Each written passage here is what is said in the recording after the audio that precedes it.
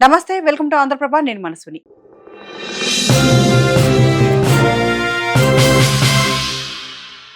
AP ప్రభుత్వం కీలక నిర్ణయం తీసుకుంది. ప్రభుత్వ రంగ సంస్థల ఉద్యోగుల పదవి విరమణ వయస్సు 60 ఏళ్ల నుంచి 62 సంవత్సరాలకు పెంచింది. సీఎం చంద్రబాబు అధ్యక్షతన సచివాలయంలో జరిగిన మంత్రివర్గ సమావేశంలో దీనికి ఆమోద ముద్ర వేశారు. ప్రభుత్వ రంగ సంస్థలు, కార్పొరేషన్లు, సొసైటీల్లో పనిచేసే ఉద్యోగులకు ఈ నిర్ణయం వర్తిస్తుంది. అదేవిధంగా రాష్ట్రానికి 34,000 కోట్ల పెట్టుబడులను ఆకర్షించే ప్రతిపాదనకు, దాని ద్వారా 35,000 ఉద్యోగులను సృష్టించడానికి కూడా మంత్రివర్గం గ్రీన్ సిగ్నల్ ఇచ్చింది.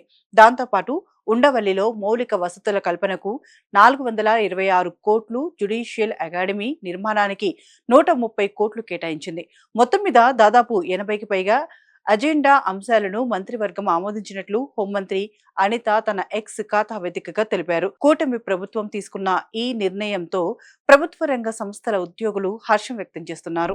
ఏపీ ప్రభుత్వం బీసీ విద్యార్థుల విద్యాభివృద్ధి కోసం కీలక నిర్ణయం తీసుకుంది. ఈ మేరకు రాష్ట్రంలో కొత్తగా 10 బీసీ గురుకులాలు ఏర్పాటు చేయనుంది. ఈ కొత్త గురుకులాల ఏర్పాటుతో మొత్తం 4,800 అదనపు సీట్లు విద్యార్థులకు లభించనున్నాయి. ఈ విద్యా సంవత్సరం 2026-27 నుంచి ఈ గురుకులాలు ప్రారంభం కానున్నాయి.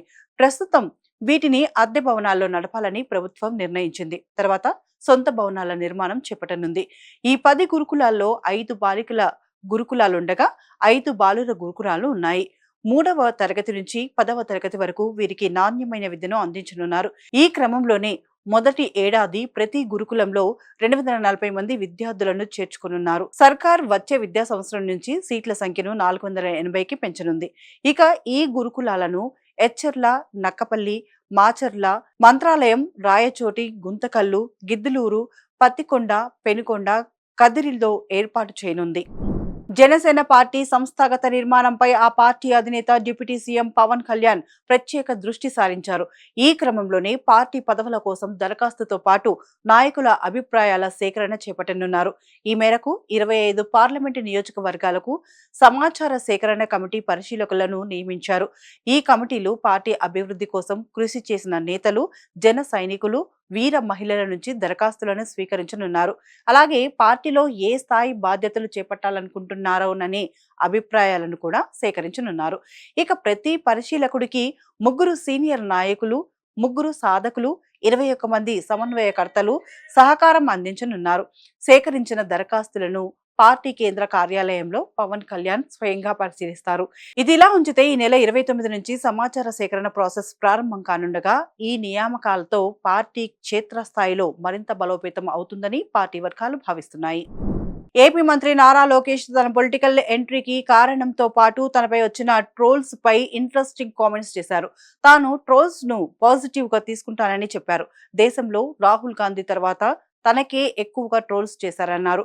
అయితే తాను ఏ రోజు ట్రోల్స్ కు భయపడలేదని స్పష్టం చేశారు. అలాగే 2019 ఎన్నికల్లో ఎదురైన ఓటమి నుంచి ఎన్నో పాఠాలు నేర్చుకున్నానన్న లోకేష్ రాహుల్ గాంధీ పాదయాత్రను చూసి తాను స్ఫూర్తి పొందినట్లు తెలిపారు. పాదయాత్ర ఇచ్చిన ఆ అనుభవాలను మర్చిపోకుండా తాను పుస్తక రూపంలోకి తెచ్చానని చెప్పారు. అదేవిధంగా తాను స్టాన్ఫర్డ్ లో చదువుకోవడానికి వెళ్లక ముందే రాజకీయాల్లోకి రావాలని నిర్ణయించుకున్నట్లు లోకేష్ చెప్పుకొచ్చారు. 2004 ఎన్నికల్లో టీడీపీ ఓడిపోయిందన్నారు. కానీ ఏడాది తర్వాత చంద్రబాబుతో కలిసి ఒక పెళ్లికి వెళ్తే అక్కడ ఉన్న వాళ్ళంతా ఆయన లోపలికి వెళ్లగానే లేచి నిలబడ్డారని చెప్పారు. రాజకీయాల్లోనే ఇంతటి గౌరవం దక్కుతుందని తనకు అప్పుడు అర్థమైందన్నారు. అలా చంద్రబాబుకు ఉన్న గౌరవం తనను కూడా రాజకీయాల్లోకి నడిపించిందని తెలిపారు. ఏపీలోని కూటమి ప్రభుత్వంపై వైసీపీ నేతలు మాటల తూటాలు పేలుస్తున్నారు. తాజాగా అమరావతి డెవలప్మెంట్, విద్య, వైద్య రంగాల్లో సర్కార్ తీసుకుంటున్న నిర్ణయాలపై ఆ పార్టీ నేత ఎంపీ మిథున్ రెడ్డి విమర్శలు గుప్పించారు. అమరావతి అభివృద్ధికి తాము ఎప్పుడూ వ్యతిరేకం కాదన్న ఆయన అక్కడ సాగుతున్న అవినీతికి మాత్రం వ్యతిరేకమని తేల్చి చెప్పారు. గత జగన్ ప్రభుత్వ హయాంలో మదనపల్లెకు మంజూరైన ప్రభుత్వ మెడికల్ కాలేజీ నిర్మాణాన్ని ప్రస్తుత కూటమి ప్రభుత్వం కావాలని అడ్డుకుంటుందని ఆరోపించారు. మదనపల్లెను జిల్లాగా ప్రకటించడం తప్ప అక్కడ ఒక్క అడుగు కూడా అభివృద్ధి జరగలేదన్నారు. అనంతరం డిఎస్సి పరీక్షలపై స్పందించిన మిథున్ రెడ్డి మెరిట్ లిస్ట్ లో మొదటి ర్యాంకు సాధించిన అభ్యర్థిని అన్యాయంగా పక్కన పెట్టడంతోనే ఈ పరీక్షల లీకేజ్ వ్యవహారం మొత్తం బయటపడిందన్నారు. కష్టపడి చదివిన నిరుద్యోగులకు ఉద్యోగాలు ఇవ్వాల్సింది పోయి అడ్డదారుల్లో పోస్టులు అమ్ముకుంటున్నారని సంచలన ఆరోపణలు చేశారు. దీనిపై తక్షణమే పూర్తి స్థాయి విచారణ జరపాలని డిమాండ్ చేశారు. ఏపీ ప్రజలకు రవాణా శాఖ గుడ్ న్యూస్ చెప్పింది. ఇకపై ఏసీ ఎలక్ట్రిక్ బస్సులు కూడా పల్లె వెలుగు సర్వీసుల్లాగే గ్రామాలకు నడవనున్నాయి. ఈ క్రమంలోనే ఈ ఏసీ బస్సుల్లోనూ స్త్రీ శక్తి పథకం అమలు చేస్తామని రవాణా శాఖ మంత్రి రాంప్రసాద్ రెడ్డి తెలిపారు. 2029 నాటికి మొత్తం 5,210 బస్సులు ఆర్టీసీలోకి తీసుకుంటామన్న ఆయన 2031 నాటికి ఆర్టీసీలో పూర్తిగా విద్యుత్ సిఎన్జి బస్సులే ఉంటాయన్నారు. రాష్ట్రంలో మహిళల కోసం అమలు చేస్తున్న స్త్రీశక్తి పథకం ఇప్పటి వరకు 73.62 కోట్ల ఉచిత బస్సు ప్రయాణాలతో సూపర్ సక్సెస్ అయిందని తెలిపారు. రాష్ట్ర ప్రభుత్వం ఈ ఉచిత బస్సు ప్రయాణాలకు సంబంధించి సబ్సిడీ కింద రోజుకు 8.50 కోట్లు చెల్లిస్తోందని పేర్కొన్నారు. అలాగే దివ్యాంగ శక్తి పథకానికి మంచి ఆదరణ వస్తోందన్న మంత్రి రాంప్రసాద్ రెడ్డి ఇప్పటి వరకు 38.22 లక్షల ప్రయాణాలు చేశారని తెలిపారు. స్త్రీశక్తి దివ్యాంగ శక్తి పథకాల అమలు చేసిన తర్వాత బస్సుల ఆక్యుపెన్సీ 69% నుంచి 92% పెరిగిందని వెల్లడించారు.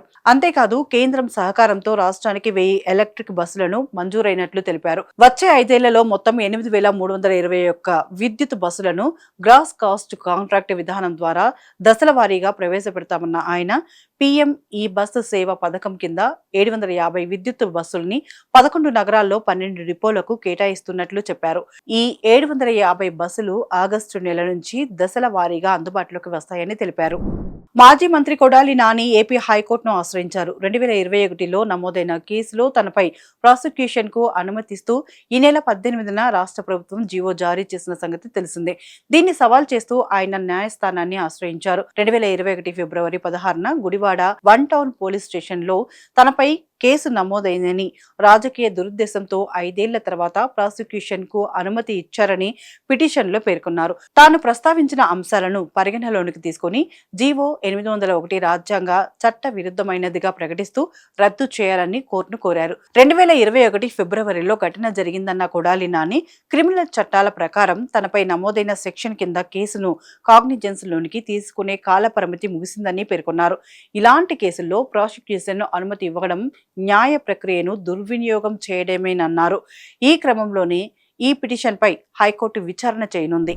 ఏపీలో సంచలనం సృష్టించిన గాదె సాయికృష్ణ మిస్సింగ్ కేసు దర్యాప్తులో కీలక పరిణామం చోటు చేసుకుంది. ఈ కేసును విచారిస్తున్న సిట్ దర్యాప్తులో ఒక సంచలన విషయం బయటకు వచ్చింది. కేసుకు చాలా కీలకమైన దాదాపు నెల రోజుల సీసీటీవీ ఫుటేజ్ ను సిస్టమ్ నుంచి కావాలను తొలగించినట్లు అధికారులు గుర్తించారు. అయితే మే 1వ తేదీ నుంచి జూన్ 1వ తేదీ మధ్య కాలానికి సంబంధించిన సీసీటీవీ ఫుటేజ్ ను భద్రపరచాలని న్యాయస్థానం గతంలో స్పష్టమైన ఆదేశాలు జారీ చేసింది. ఈ క్రమంలోనే సిట్ అధికారులు సంబంధిత ఆధారాలను పరిశీలించగా ఈ నెల రోజులు ఫుటేజ్ స్థానంలో కేవలం 2 రోజులకు సంబంధించిన ఫుటేజ్ మాత్రమే లభించింది. మిగిలిన కీలక డేటాను ఉద్దేశపూర్వకంగా తొలగించినట్లు నిర్ధారించారు. కోర్టు ఆదేశాలను సైతం ధిక్కరించి మరీ ఫుటేజ్ ను మాయం చేయడం ఈ కేసులో పలు అనుమానాలకు తావిస్తోంది. ఈ నేపథ్యంలోనే తొలగించిన ఫుటేజ్ ను డేటా రికవరీ నిపుణుల సహాయంతో తిరిగి సేకరించేందుకు సిట్ అధికారులు ప్రయత్నిస్తున్నారు. అదే సమయంలో ఈ ఫుటేజ్ ను ఎవరు దొంగిలించారు, దీని వెనక ఎవరి హస్తం ఉందనే కోణంలో విచారణ ముమ్మరం చేశారు. విజయవాడలో సాయికృష్ణ కేసు వ్యవహారంలో కీలక మలుపు చోటు చేసుకుంది. ఈ కేసులో ఆరోపణలు ఎదుర్కొంటున్న సిఐ నాగరాజును సిట్ అధికారులు అరెస్ట్ చేశారు. అనంతరం స్టేట్ గెస్ట్ హౌస్ లో విచారణకు తరలించారు. ఆ తర్వాత కోర్టులో హాజరుపరిచే అవకాశం ఉందని సమాచారం. ఈ కేసులో ఇప్పటికే నాగరాజు సస్పెండ్ కాగా సాయికృష్ణ తల్లి ఇచ్చిన ఫిర్యాదు మేరకు ఆయనపై హత్యాయత్నం కేసు నమోదు చేశారు. ఈ క్రమంలోనే నాగరాజును విచారించిన పోలీసు ఉన్నతాధికారులు ఆయన్ను అరెస్ట్ చేశారు.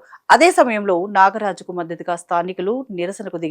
ఆయనపై ఎలాంటి చర్యలు తీసుకోవద్దని పెద్ద ఎత్తున నినాదాలు చేస్తున్నారు. ఈ నేపథ్యంలోనే పోలీసులు నాగరాజును అరెస్ట్ చేయడానికి వచ్చిన సమయంలో వారిని అడ్డుకునే ప్రయత్నం చేశారు. దీంతో అదనపు సిబ్బందిని మోహరించిన సిట్ అధికారులు సిఐ నాగరాజును అదుపులోకి తీసుకున్నారు. ఇక దర్యాప్తులో భాగంగా సాయికృష్ణ తరలింపు, విచారణ తర్వాత ఏం జరిగింది అనే పలు అంశాలపై సిట్ ఫోకస్ చేసింది.